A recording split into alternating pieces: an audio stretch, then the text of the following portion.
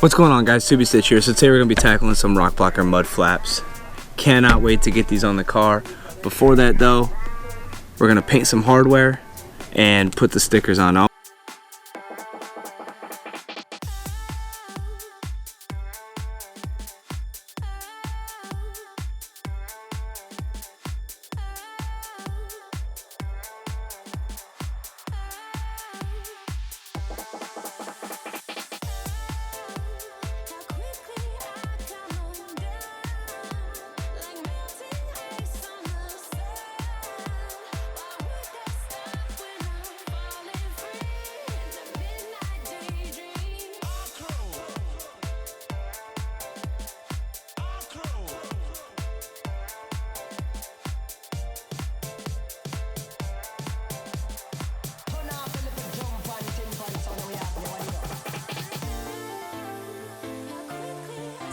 Alright, so it's definitely the second side, but the advantage to go ahead and showing you this one is that I can actually kind of explain and talk about exactly what's going on now that I know what's going on. So pretty straightforward as far as ideal-wise as far as what's going on. First thing we're going to do, small plug.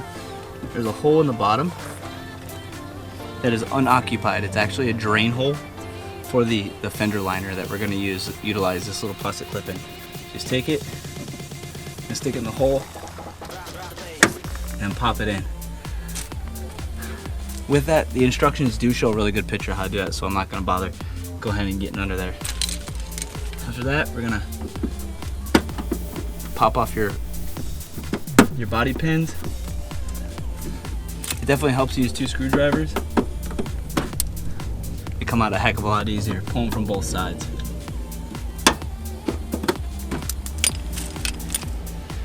So, for the removal part, that's it. Just 2 body pins. I'm gonna take these. It's basically a big washer. The pressure fitter on the back, just like you would use in your drywall or in your house. Get them in there, and then once we get them set, we'll bang them in.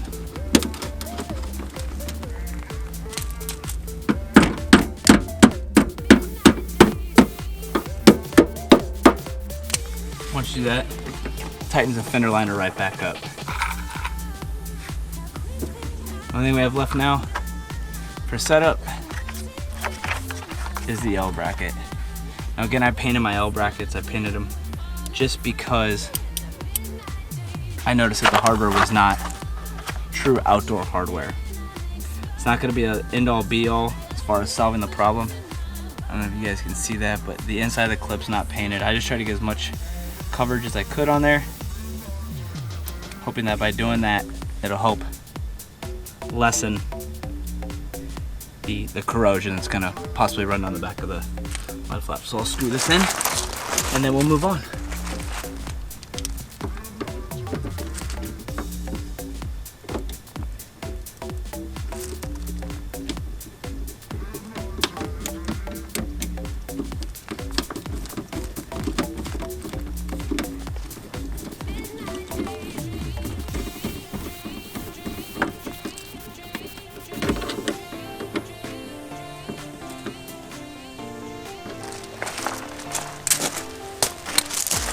I will say with installing this, you could definitely use a drill on a lot of this.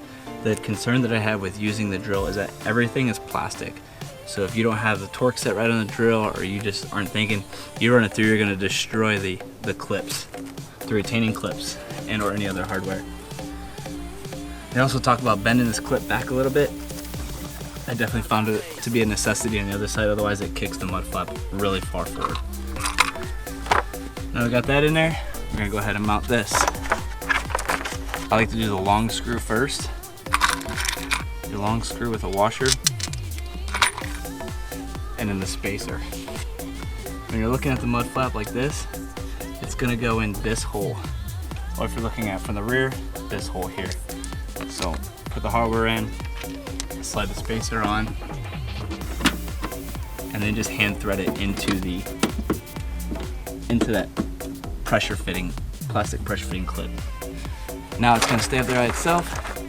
I'm just going to walk around and put all the shorter screws in all the other spots using the provided black fender washers.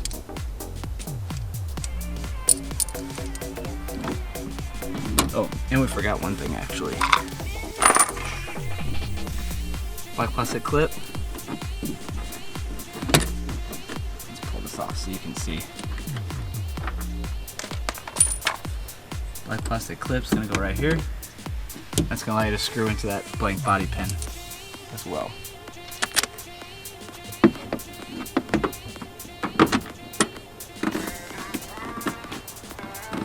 When you're putting these in the back tab, almost feels like it's gonna get in the way. It's not gonna do what it's supposed to do. You can kind of bend it back towards you. It'll help, but once you go to tighten everything down, everything just kind of sucks in on itself.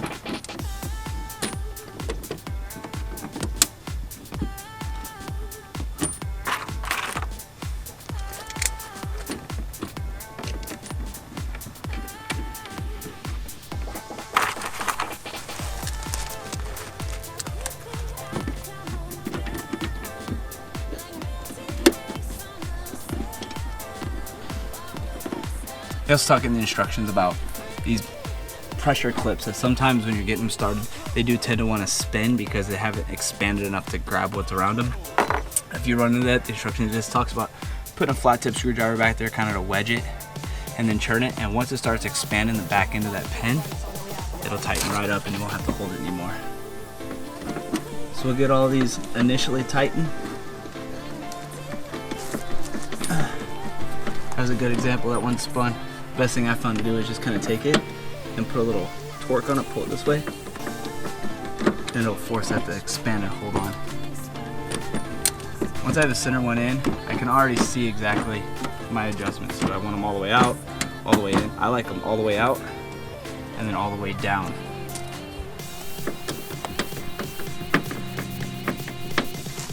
Go ahead and tighten that center one, because once I do that, it's going to stay steady and we're able to get everything else tightened out as well.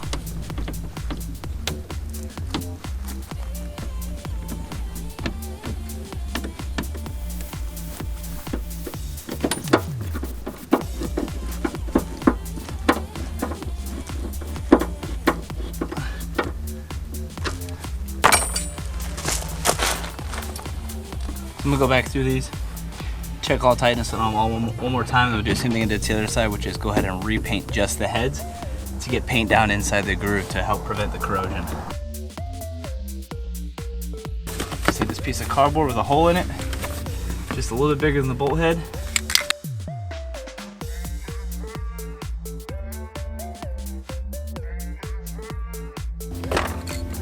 Alright, so by doing that, basically going to prevent the heads from rusting, or at least slow it down, and keep the rust from running down the inside of the flaps, which obviously we all know doesn't look the best. So that's the rear install. We'll get the rear tire back on and we'll move forward. Alright, so with this front one, kind of working against the elements with the sun and the shadow, but you gotta remove these 3 inner body pins, remove this upper one. The only purpose you're removing that upper one for is to give you movability with this, with the inner liner, and then you're going to pull out your bottom retainer, which apparently I didn't have one installed anyway. So we'll pull these 4 out and we'll get on with the show.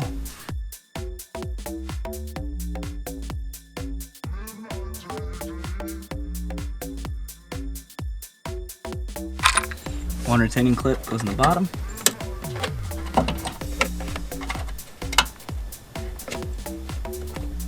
Alright, so with that there, a couple more in here, on there, and on there. Perfect. So get the liner back underneath there, and then just like the rear, gotta get this bracket up underneath here. And believe it or not, this little screwdriver that I'm using is actually the one that comes in your car in the back of it. Works great for this. Unless nothing's lining up, then it doesn't work great for it.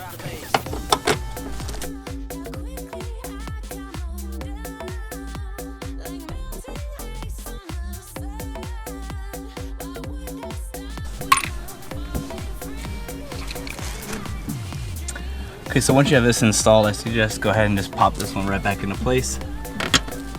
You won't need that out anymore, because now we're just gonna be putting these 4 in. This one here is gonna be the one that you're gonna use your spacer on. So I like to do this one very first.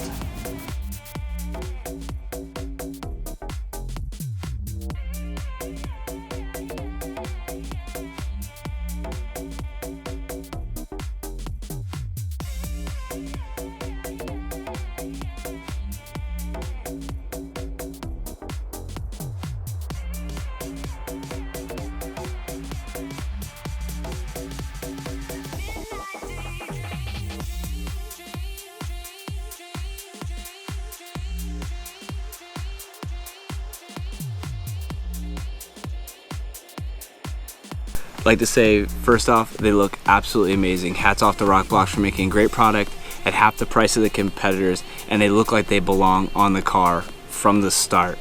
So with that, the install was easy, straightforward. It did take me a little bit to decipher some of the directions in the very beginning. The second side went on with a breeze.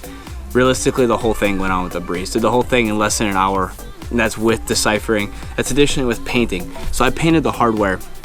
Not a necessity, but I have seen where people have complained about the hardware not being rust proof, or basically not being stainless steel, grade 8, whatever you want to call it, whatever type of hardware you'd want to put on there. But I went ahead and tried to prevent some rust, did some prep spray. Not a necessity at all, not a necessity, but I did it because I had it in-house. I used a Rust-Oleum lacquer.